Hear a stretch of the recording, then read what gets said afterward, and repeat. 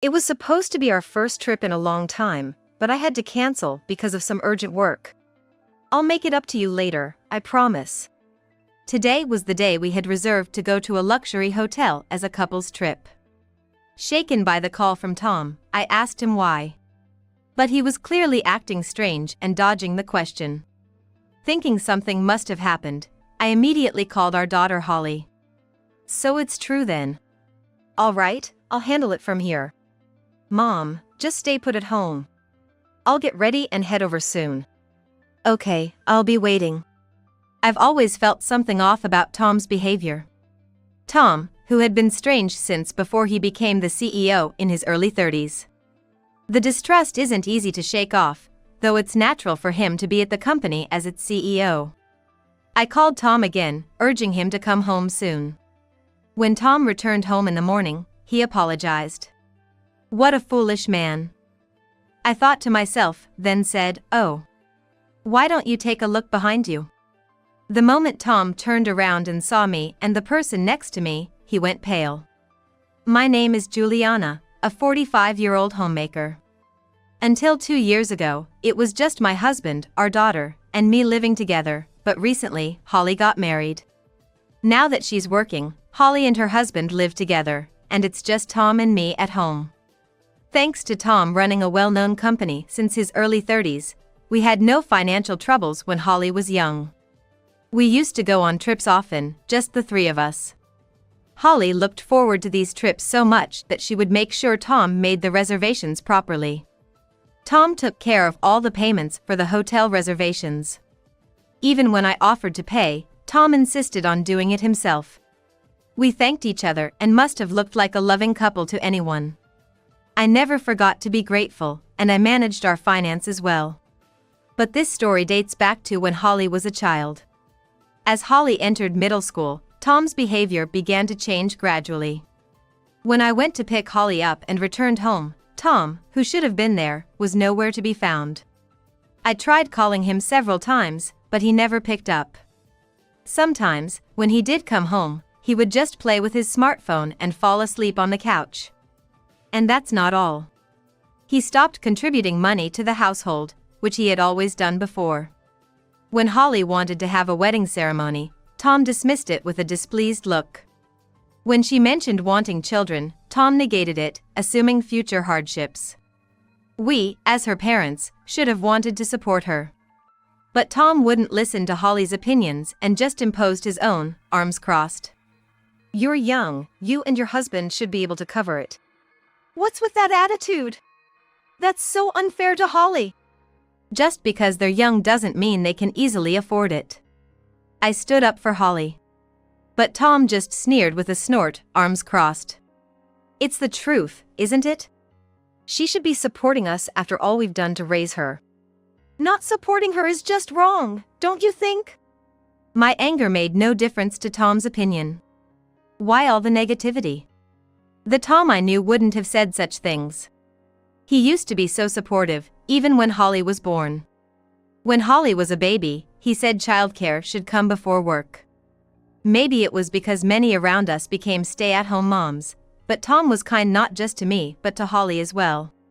Even with his busy job, he always came home to see Holly's sleeping face, finding solace in it. He prioritized love above all else, but what changed him? Just thinking about it gives me a headache, so I turned to exercising as a hobby for physical and mental relief. Tom's negativity shocked Holly. Speaking of the person in question, there were many times he hardly came home at all. During such a time, I got a call from Holly. Sorry, Mom. I don't want Dad to know, but I'm pregnant. I can't come home anymore, so I thought I'd tell you in advance. That's so, I'm relieved. I was afraid you had given up because of what your father said. Not at all. I've always said I wanted kids. I'll raise them right. Yeah, okay. Do your best, Holly. But don't overdo it, okay? Rely on others sometimes. Holly sounded happy as she replied, got it. I strongly felt that this was something I couldn't tell Tom. I thought it best to say nothing when he came back and just act as usual. Months passed since Tom stopped coming home. Then, I received a message from Holly with a photo attached. It was to announce the birth of her child. A cute child, looking just like Holly, appeared on the screen. How adorable. I'm so glad. Glad that mother and child are safe. As I was tearing up over these thoughts, Tom snatched my smartphone with a threatening tone. Having kids, huh? How can you say such horrible things? To your own daughter, no less. Isn't your grandchild precious to you? Give me back my phone. No way. I thought you and Holly were up to something, and it turns out I was right. Don't expect me to approve of her getting married now. Tom, who had just come back suddenly, began to deny Holly's personal life. I didn't understand why he was so stubborn, and I argued back. No parent doesn't support their own child. Maybe you should reconsider your position? And when exactly were you planning to work, being a homemaker all this time? I don't want to hear it from someone who hasn't lifted a finger even after her daughter became an adult. That stung. I was a homemaker because I was raising our child. I admit there's some truth to his point, but I still intend to stand by Holly. It's a fact that I couldn't stand Tom just complaining and then heading off to work without coming home properly. Being in my 40s, finding a job wasn't going to be easy. After discussing with Holly, I learned that upskilling is a trend in the job market these days. So, I decided to upgrade my skills to get a job. With the help of online courses, I finally acquired some skills. With Holly's support, I managed to start working from home after a long time. Tom made a strange face when he saw me working as usual. He seemed shocked, thinking I was still just a homemaker. I had never seen that expression on him before, and I couldn't help but laugh. This is good, right? Yeah, I guess. I never thought you'd actually work, so I'm surprised. Despite his criticism of not working, he still looked down on me. Why can he only speak in such a demeaning way? Just as I was about to retort, Tom made a suggestion. If you're working now, that means we can afford to stay at a luxury hotel. What is he talking about now? A luxury hotel, the one we talked about going to when we were newlyweds and hadn't been married long? Back then, traveling was my hobby. I had stayed in all the local hotels and wanted to go somewhere new. That's when we found out Holly was on the way, and I said I wanted to prioritize parenting. Since prioritizing parenting, the three of us never went together. My routine was housework, Tom was the CEO of a well-known company, and Holly went to school. I had forgotten for a while, but I finally remembered. Truth be told, I still want to go on a trip. I wanted a couple's trip at some point, so I'm honestly very happy. But seeing Tom's attitude now, I wonder if it's okay to go together. I had thought we could enjoy some good times as a couple, but even now, things are awkward. I decided to try making a suggestion to Tom. Just in case he had any objections, I wanted to leave the decision up to him. Want to go together? Don't you think it'd be nice for us to have some time together as a couple after so long? But what about the money? I can't prepare it right away, you know. Don't worry, I'll take care of it. Right, Tom is the CEO of a well-known company. I was so caught up in how poorly Tom was treating Holly, but he remembered the time we went on our honeymoon. Feeling excited inside, I decided to start preparing a week before the reservation date. It seemed like money wouldn't be a concern, but just in case, I decided to bring the money I earned from working from home. Then, on the day we were supposed to go to the luxury hotel, Tom called to say he suddenly had to work. It was supposed to be our first trip in a long time, but I have to cancel because of some urgent work. I'll make it up to you later, I promise. I was looking forward to it, but then Tom canceled on the day of the reservation. As I roughly pulled clothes out of the neatly packed carry-on bag, tears of frustration overflowed. Does he think he can just blame everything on work? Asking Tom for a reason only leads to him dodging the question, never consulting with me. I was looking forward to it, really, I don't understand that man. I muttered to myself and then cried out loud. After a while, I managed to compose myself. It's all right. I want more than just a marriage in name, I want a real relationship. I'll stop expecting us to be a cooperative couple. I called Holly's phone. Then, I heard Ken's voice over the phone. Holly and Ken were talking about something, but I couldn't make out the details. However, it seemed like Holly was panicking, and Ken was trying to keep calm, almost like they were arguing. It must be about that issue. It seemed like the result of a request I had made to Holly, and Ken was ready.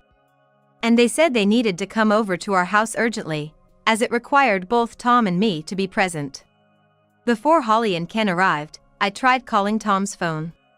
As expected, it went straight to voicemail. Hearing the familiar voicemail message made me even more irritated.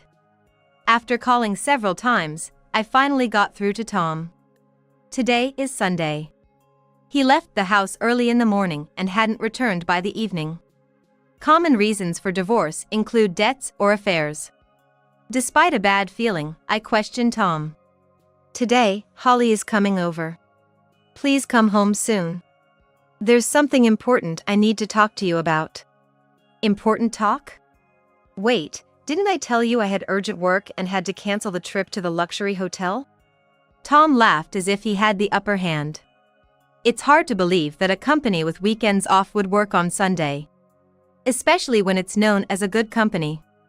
Implying good work-life balance. But listening to Tom's explanation, you'd think the company wasn't so good after all. I decided to share the information Ken had dug up about Tom.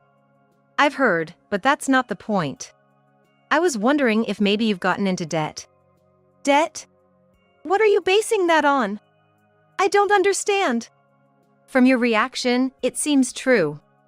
If you don't come back, I'll throw away all your stuff. That's my offer. His voice was trembling. But after hearing what Holly and Ken had found, I didn't want to believe it. Yet, Tom's actions and the word debt seemed to connect correctly. It's natural for a wife to not want to believe such things. Don't throw away my stuff, please. No. If you don't face this, I'm considering divorce. Wait, okay. I'll apologize, just give me some time. I won't accept just an apology, show me through your actions. I'll be waiting at home. I hung up the phone, feeling my body shaking. It's always painful to be on the receiving end of unpleasant words, to always be the one to tolerate. Exhausted, I sat down at the entrance. Tom's company is supposed to have weekends off. And being the CEO, there shouldn't be any financial issues. Perhaps something was wrong between us as a couple. Even with these feelings, it wasn't my choice to live like this with Tom. As I was thinking this, Holly arrived. Seeing me sitting at the entrance, Holly looked worriedly at me. Mom, are you okay? Ken is here too. He's smarter than me, so when Dad arrives, let's get everything out in the open. Yeah. Sorry for showing you such a pathetic sight. Don't worry about it, it's okay. Plus, today, I was really hoping to eat your cooking, Mom. Do you think you're up for it? Can I help? Holly was considerate, offering to take over household chores for me. Becoming a mother, Holly. Oh, how desperately I lived as a mother. There were times I was so focused I couldn't see anything else, but I understand it was all to protect my child. For now, we prioritized cooking dinner together. I figured Tom would come back late at night or in the morning. While preparing dinner with Holly, I realized Ken hadn't shown up at all. Where's Ken? Ken said he'd wait outside because of Dad's issue. Plus, he didn't want to leave the kids alone, so he dropped them off at his parents' and then he's waiting in the car. Right, it's dangerous to leave a child alone. Yeah. Plus, we don't want to expose them to our parents' arguments, right? Ken and I want to live in peace. I was struck by her words, and Holly gave me a reassuring smile. Parents' arguments. Holly must have endured her share too. It made me feel complicated. Then, a notification popped up on my phone. It was a message from Tom, saying he'd be back tomorrow morning. I'll let Ken know. We should get ready too. Me too. But how about we all have a light meal first? Good idea. Until Tom arrived, Holly, Ken, and I gathered to eat together. Ken apologized for being late in greeting us. He was so considerate, it warmed my heart. Seeing the dishes on the table, Ken looked surprised. When I asked why, he laughed joyfully, saying my cooking was too gourmet for him. And to think, a husband who doesn't eat these delicious meals every day, that's kind of sad, isn't it? I'm used to it, I guess. As long as Holly and you visit occasionally, that's enough for me. That's good to hear. I feel ready to face your husband head on. We've turned a blind eye to things. Thanks in advance for tomorrow morning, both of you, I said, and Holly and Ken replied in unison, yes. They looked at each other and burst into laughter. It's nice, their closeness. Honestly, I'm so envious of their relationship, it's almost jealousy. But the main issue is Tom's true intentions. The fact that the word debt shook him proves my intuition was right. And the information Holly and Ken gathered was accurate. That fact alone stuck in my mind, making me sad. After dinner and cleaning up, we held a strategy meeting for the next morning. To make sure everything went smoothly. To ensure Tom couldn't make excuses. I hated that Tom always wanted to appear as the good guy while staying safe himself. After the meeting, we decided to sleep in the same room. Waking up, I saw a message from Tom saying he'd be home soon. I shared the news with Holly and Ken, and we took our places as planned. I knew this wouldn't be the end, but the effort we put in was real. I have no regrets about ending our marital relationship. Yet, I couldn't help thinking if there was something more I could have done. If I had acted sooner, maybe we wouldn't have had to go through all this trouble. I would have blamed myself if not for Holly and Ken's comforting presence. I felt pathetic as both a parent and an individual. As I was lost in thought, Tom barged in. He immediately apologized loudly enough for the neighbors to hear. I'm sorry, Juliana. I'll book a luxury hotel again, let's go together. It must have been his way of thinking. Unfortunately, it didn't resonate with me at all. Noticing the silence, he looked up, calling my name while searching the house. But I wasn't there.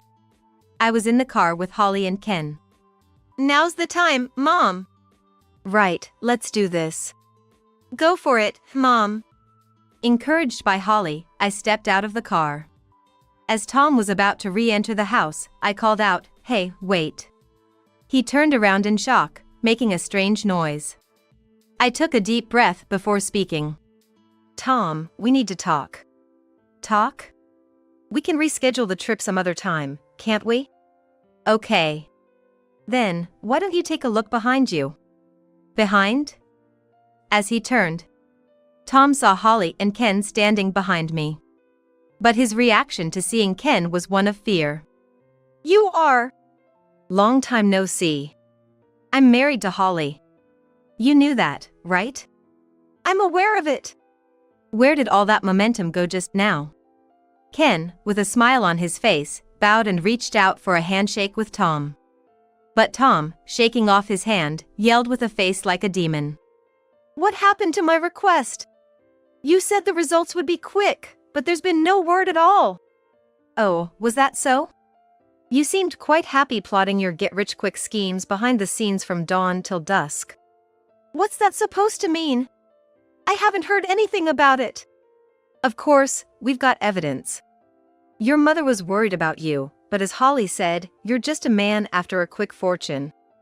And then, Ken, having somehow seized them earlier, pulled out several credit cards. Due to Tom's get-rich-quick schemes, the borrowed amount was so high that it was beyond repayment. Let's end this. I can't see you fixing this. You should apologize to your mother first, like a man would. Tom muttered something under his breath with a face like the end of the world, but eventually, he slowly bowed his head. In a barely audible voice, Tom said, I'm sorry. Thanks to Ken's efforts, a brilliant lawyer, Tom's debts came to light. I conveyed to Ken that living together any longer would be meaningless. Ken smiled and said, exactly, and proceeded with the paperwork. The detail was about reducing the debt on Tom's cards. However, I decided not to cooperate because I believe in taking responsibility, so I communicated that direction. Is divorce the right way to go? Yes, please. Understood. I will discuss it with Tom again after reviewing the divorce papers. May I act as your representative? Yes, thank you. Thank you as well.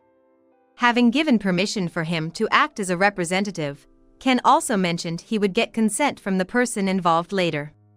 Meanwhile, Tom was doing a cleaning job. It seems Tom says the consequences of freely spending money as a CEO have caught up to him. Self-inflicted, yet he dares to complain. We decided to file for divorce after our final discussion. Until the very end, Tom kept whining, "I don't want to separate. Stop your futile resistance. I believe it's utterly wrong to ever cause trouble for others again. And instead of hiding and being exposed later, it's better to speak up when necessary.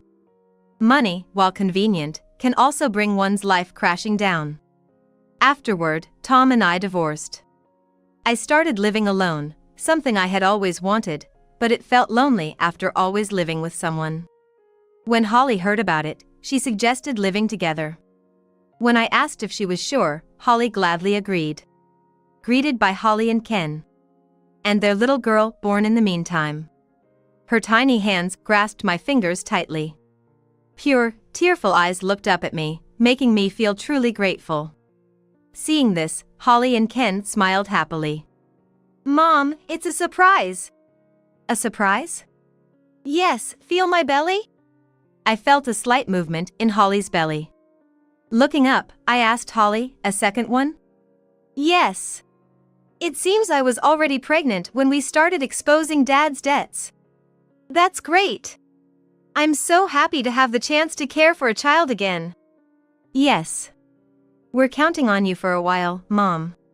"Leave it to me." Holly stood smiling beside me. And Ken wanted to get in on the action, saying, "Of course, I'll help out too." It was rare for him to show defiance, and Holly laughed as if it was amusing. Ken is serious about work and now preparing for the second child with Holly. I can't be outdone by the young couple, so I decided to start yoga. As you age, maintaining physical strength becomes necessary. If I'm going to help raise my granddaughter, I need to be fit. Living day by day, especially being careful with money, we plan to live happily and support each other.